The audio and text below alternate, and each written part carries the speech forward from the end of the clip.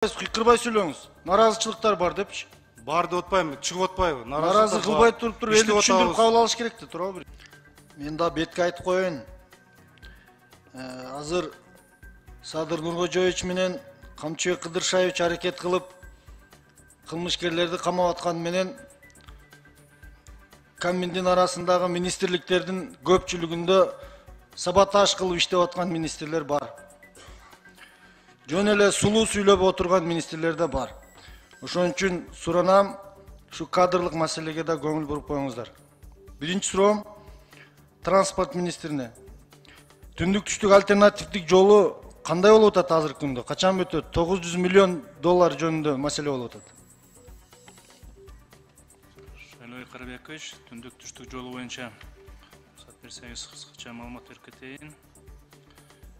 Өзүңүз билгендей 3 фазага бөлүнөт бул жол. Биринчи фазасы билесиз баягы тоннели ноябрга чейин бүткөрүлөт деп пландарды коюп атабыз. Азыркы учурда 3890 метр түзгөн тоннелдин бүгүнкү күндө 3070 метри казылып бүткөн. Ушул жылдын аягына чейин ушул казуу иштери аяктайт буюрса. Экинчи фазасы боюнча 99 километр участогу толугу менен бүткөрүлгөн. Анын ичинде 2 чоң эстакадный көпүрөлөр бар, алар дагы бүткөн. Азыр дефектный периодко берилген. Андан сырткары 3-чү фаза боюнча Эпкин башкаландуу участогунда подрядчы тандалып, азыркы учурда мобилизация жумуштары, курулуш иштери башталган. Бул долбоордун мөөнөтү ушул 24-жылы бүтөт. Андан сырткары мына Балчы Кочкор участогунда курулуш иштери Кыскача айтсаңыз, качан бүтөт ушунда? Толугу менен курулуш иштери 24-жылы бүтөт. Андан сырткары дагы дефект баягы периоду бар. Рахмат. Кийинки суроом Айыл чарба министрине 10 миллиард боюнча аябай көп ызы-чуу болуп атат. Жөнөкөй дыйкандарга жетпеди деп.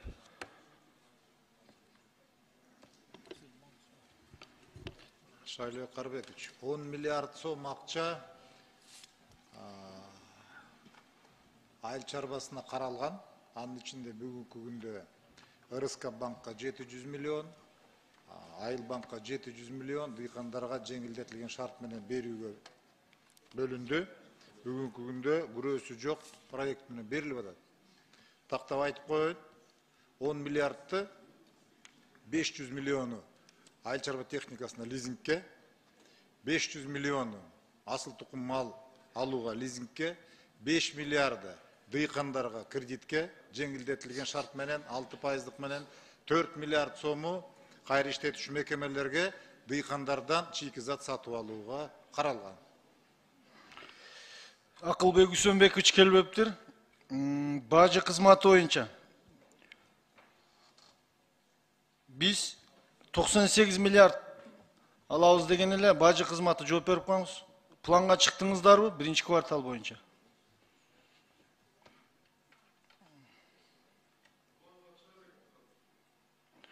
Эмнеге чыга элексиздер? Иштеп атканыңызга эл наразы болуп атат да, эмне үчүн ишкерлер кирбей атат, Дордой базар отуруп калды дешип.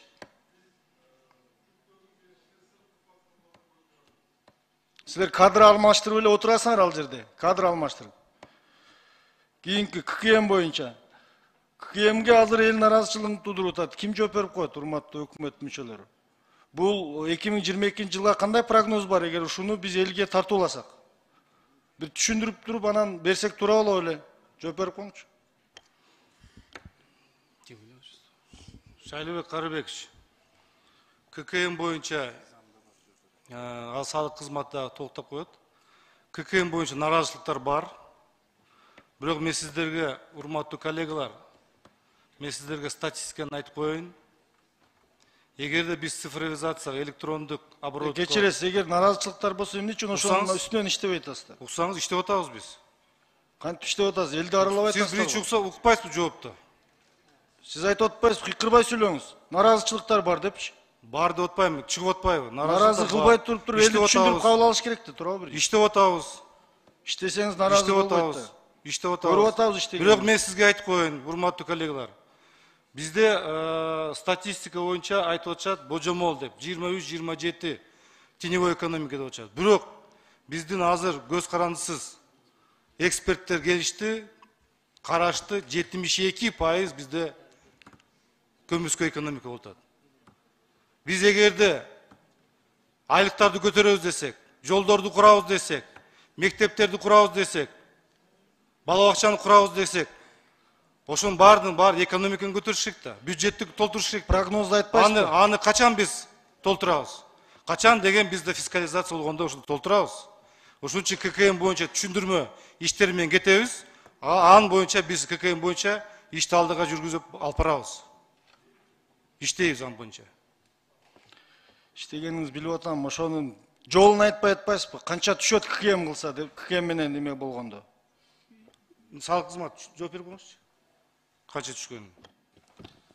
Саламатсыздарбы, урматтуу депутаттар. Азыркы мына алдылай айтканда 5 айдын итогу менен 60 миллиард 865 миллион түштү ушу 5 айдын итогу менен. Алдылай айтканда. ККМ алганда түз түшпөйт экен бюджетке, ортодо да фирмалар бар экен. Эске алыш керек. Бул Кийинки ККМ боюнча айтып кетсек, мына азыркы мына учурда 47 миң ККМ катталды. Салыштырма айтып кетсек, былтыркы жылда 14 миң болчу да. Ошондон 3 эсе мына бүгүн май айына 3 эсе өстү ошо саны. так эме Бакыт Мен кошумча коеюнчу. Төрөбаев, сиз жооп берип коюңузчу, кечиресиз. Мындай. Кырбай жооп бериң, сизге суроо. 37 миллион сом. Койдуруңуз, Шайлоо Карабекович. Биз экөөбүз мындай мурда коллега болгонбуз, а? Биз бири-бирибизди сыйлайлык, урматтайлык. Мен кыкырган жокмун. Мен бул жерде 7-союзда мен дагы добуш менен келгенмин.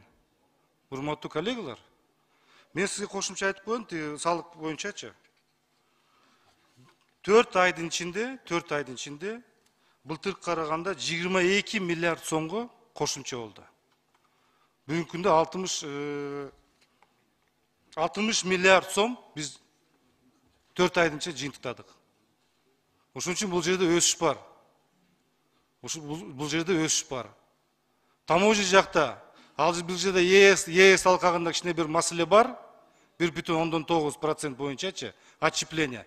Бирок былтыркы караганда 7,6 миллиард былтыркы өсүш бар.